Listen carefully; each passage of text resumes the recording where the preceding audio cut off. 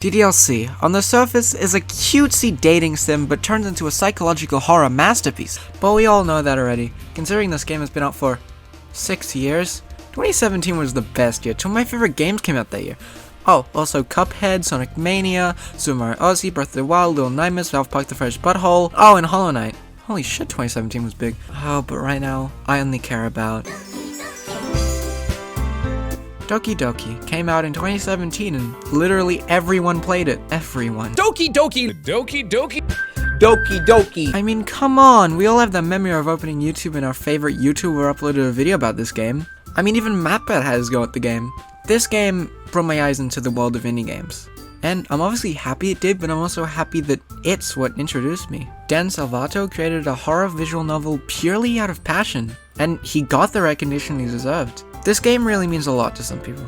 Me being one of them. I fucking adore this game, dude. I don't know what it is about it. It's just really nice. I mean, yeah, there's the obvious reasons. Pretty girls, male lesbian ass can't handle this shit. Also, I want to be Natsuki so bad. But also just everything. The psychological horror intertwined with the cutesy aesthetic. Mwah, chef's kiss. I'm a fucking sucker for that stuff, dude. Some of my favorite media is, well, just that. And pair that with a fucking banger of a soundtrack. How can I not love this game? This game makes me irrationally happy. This game tackled some very heavy topics, which, let's be honest, none of us listened to the warnings when we were young. I'd say Dan tackles depression pretty well. Each of the girls have their own trauma and serious issues. MC doesn't see contextual clues at all. There's a single pun you can say to make everybody remember one thing. Sayonara.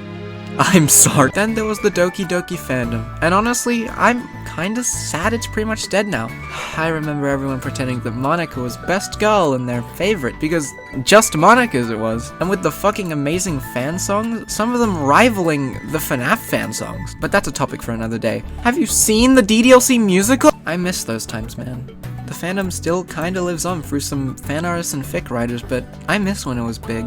Yeah, the fandom had its weird and toxic people, but I mean, every fandom has those people, right? At least it wasn't the Undertale fandom, let's be honest. And thank you to my fellow weirdos over on Tumblr for keeping this fandom semi-alive. Talking about the fandom, I pretty much played every mod under the sun. And honestly, some of them weren't that bad. I mean, we had the bad ones, but like, there was always a good one, hiding close by. Oh shit, it's been so long since I visited Monica! Oh. Let's get a word from Logholic. Yo, Logholic. Yo, cunt! Yo, bitch! Yo, fuckhead. Oi. Hi? Hi. So Doki Doki Bookhouse. Fuck! I for sure played it. So with my time playing it, I somehow managed to get a whopping 15 hours out of it. From a game that quite literally boils down to this.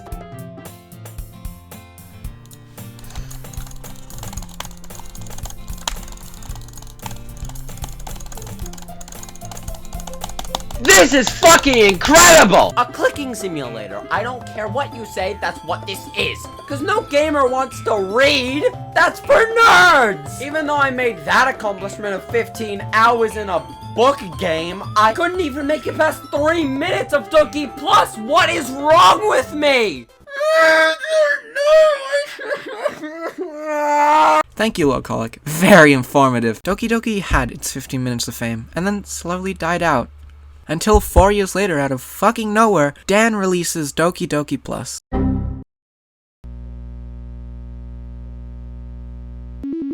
Doki Doki Plus has just as much passion and love as the original. It was made to be a console port, and honestly, that could have just been it. But Dan and his team gave us a fucking masterpiece that may even be better than the original. I mean, they changed a few things to really work with being on console, and a lot of people don't really like the changes and say Doki Doki looks better as a PC game. And whilst I don't disagree, I also see the charm in the console port and the changes they made. Honestly, there's not much I can say about Ddlc Plus that I haven't already said. It's a remake and a port of a fucking amazing game.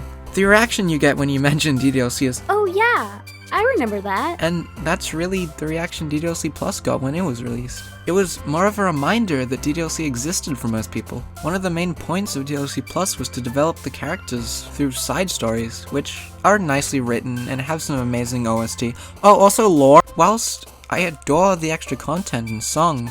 Ddlc Plus for me is really just a reminder of something special.